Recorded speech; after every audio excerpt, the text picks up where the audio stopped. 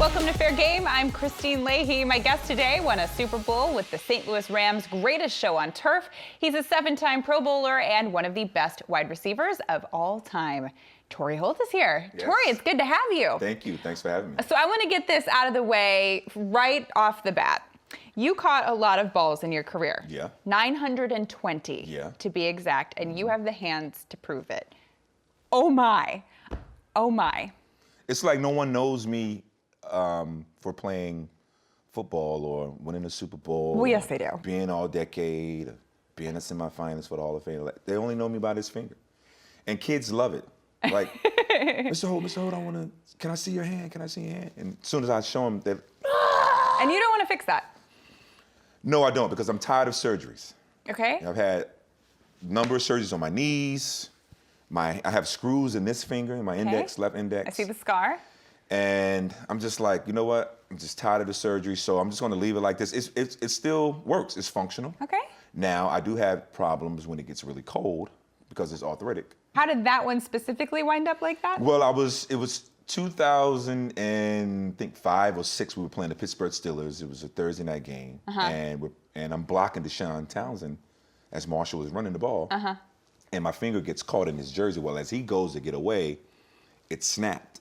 So I popped it back in. I ran off to get it, put a little tape on it, and then I ran back in and I played with it. And then over the course of the season and over the years, because they wanted me to wear a protective sleeve over it. But I didn't like anything on my hands because it would hurt me from catching the football. I wanted things to be natural. So I was a hard-headed dude, and I didn't wear the splint. And now this is the results. How many times I got to deal with. Did you dislocate your fingers? So coming out of college, I did each finger probably once or twice. So that was one of the knocks on me when I was coming out of university was, yeah, he can catch football, he can play, but he's dislocated his fingers so many times. But I never dropped the football. Okay. So I didn't see it as an issue. I got so used to popping them out, I would pop them back in myself. Sometimes the trainers wouldn't even know until after the game. Because you know how to do it yourself. Because I know how to do it myself. I heard a story that you actually did it mid-route. I did. So we was playing the Seattle Seahawks. I'm glad you brought that up. We were playing the Seattle Seahawks, and the corner walks down and pressed me. So I had a bang 8, which is a 10-yard in-breaking route. And I get off the jam, and my finger, as I'm getting off the jam, I hit his hand or hit something, and it popped out. So as I'm running, I get back vertical, I pop it back in, get the depth on my route, boom, I run the route, catch the football, pop it to the ref, and then I run off, I get the tape back up, and then I run back in. Like scale of 1 to 10, how much does that hurt to pop it back in? 9. Oh gosh. It's pretty painful. Like I saw Kobe do it once in person at a game, and he just went over to Gary Vitti and he popped it right back in, and he looked like he was really in pain. It's a lot of pain. For you to do that mid-route, okay. Yeah. Moving on. You were a rookie on the 99 Rams team. Yeah. How were you and Kurt Warner able to click so well so quickly? Wow. Well, so before Kurt, it was Trent Green. Right.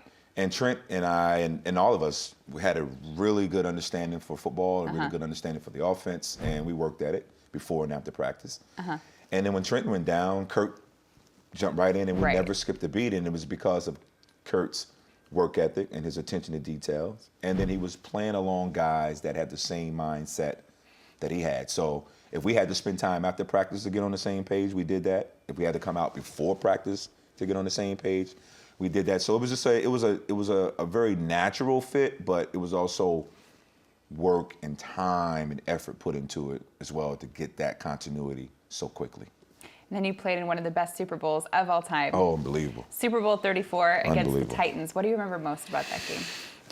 Man, I remember the warm-up was, for one, exhausting because it was the biggest game of our lives. I've never played in the Super Bowl, and everybody you can imagine, celebrities, all are there watching you warm up. I remember going through the warm-ups, and after the warm-ups, we would have to go, a lot of us went in to get IVs because we expended so much energy just doing warm-ups, but it was the adrenaline, it was the Super Bowl, it was the crowd, it was the pictures, it was the cameras, the celebrities, it was amazing. Do you remember exactly where you were on the final play, the Kevin Dyson catch?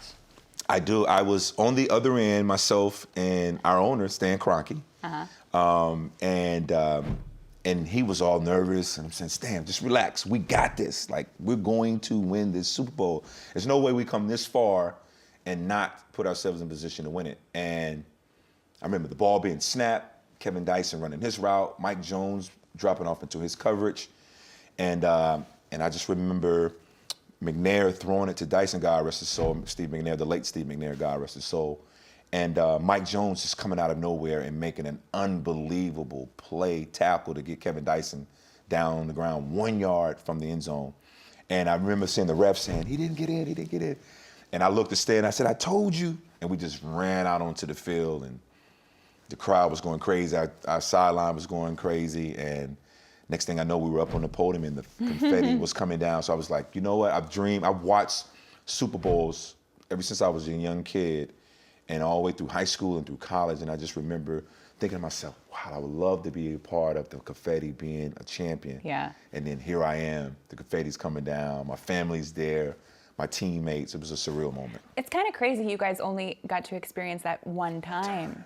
That's Don't got to remind bother me. you still, It right? does bother me. It does bother me because of the teams that we had. We were so good, so talented, very unselfish, really good coaching staff. The city loved us. They supported us. And for us to only be able to win one title, yeah, it does bother me. You know, I played in two Super Bowls, so my rookie year and my third year. And but I thought we should have played in at least 3 or 4, 5 Super Bowls because of the talent that we had. So the one is good, but winning multiples would have took us to a whole new strategy. Dynasty. For sure. You've said that the Rams now kind of remind you of your Rams team back then? There are some similarities. Okay. There are. In terms of some of their formations, some of their route concepts, the speed in which they play, and then also their vertical attack with Cooks and Woods and Cooper Kupp when he was in there. Well, Cooper maybe not as much of a vertical guy, but he did a little bit of everything like Ricky Prohl would constantly move the chains for us. He was a third down specialist. So there are some similarities in terms of talent, like I said, formations, and then some of the plays. And then I would say I think they surpassed us in terms of how many points they scored a game. Oh, okay. But I love the energy, the innovation of Sean McVay, Coach Sean McVay. We were a lot You like can call that him as well. Sean. Yeah. He doesn't like to be called Coach. Well, Sean. Okay, so who would win, your Rams team or the current Rams team if you played against each other? Our Rams team. Why? I just think the speed in which we played, how precise we were was tough as Are you saying they're not No, tough? I'm not saying that they're not tough. Okay. But we were fearless. And myself and Isaac played across the middle like it was nothing. Marshall was dynamic. I mean, he could run the ball out of the backfield. He could catch. Like, we could line Marshall up on the outside, and if you put a safety over him, he could beat safeties. Like, he ran routes sometimes just as good as receivers did. But I think our overall toughness and grit would push us past this new current Rams team. But they're really good, but they couldn't have dealt with us.